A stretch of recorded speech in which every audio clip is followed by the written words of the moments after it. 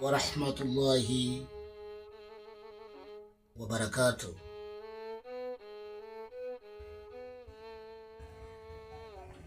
Ndugu zangu wa Kiislamu na msiokuwa Waislamu na msiokuwa hamuna dini, wote ni ndugu zangu.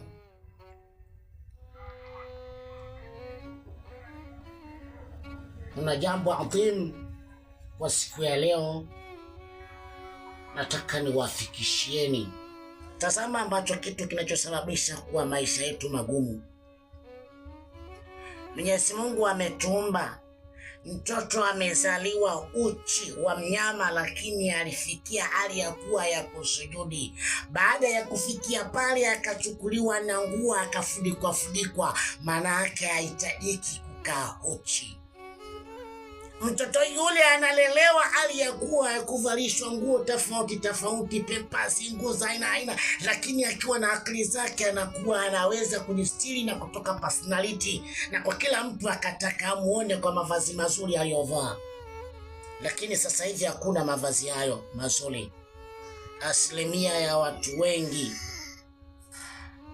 wanatembea katika dunia hali ya kuwa wapo hali ya jismi, uchi wa mwili.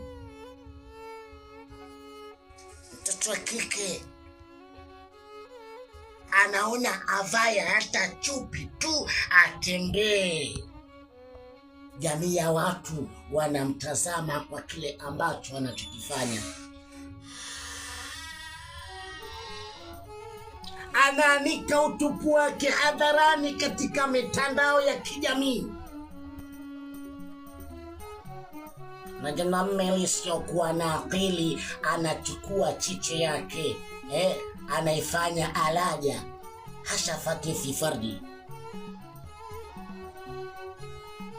Anakwenda nyuma na kurudi mbele, anakwenda mbele na kurudi nyuma, kwa sababu tayari kinachofanyika kitu hadharani katika mitandao. Na hali ya kuwa watu wenye akili timamu wengi tunalifurahia hili jambo. Leo unasema rais ndio anaukalia uchumi. Mimi nakukatalia abadan katun, na kukatalia ni uongo, sio rais. Sisi wenyewe ndio tunasababisha maisha yetu kwa magumu. Mambo yanatakiwa yaonyeshwe ndani ya chumba, leo yanaonyeshwa hadharani. Mpaka watoto wadogo wanaona na kucheka, tena wanafurahi, wanayachukulia ya kawaida. Ndio maana leo hata mtoto wa miaka 12 anajua mchezo wa matusi. Ndio maana leo hata mtoto wa miaka 7 anajua mchezo wa matusi. Ndio maana leo hata mtoto wa miaka 5 anajua mchezo wa kujificha akafanya yale mambo, kwa sababu wazazi wote au wanawake mnayaweka yale mambo hadharani, watu wanayaona.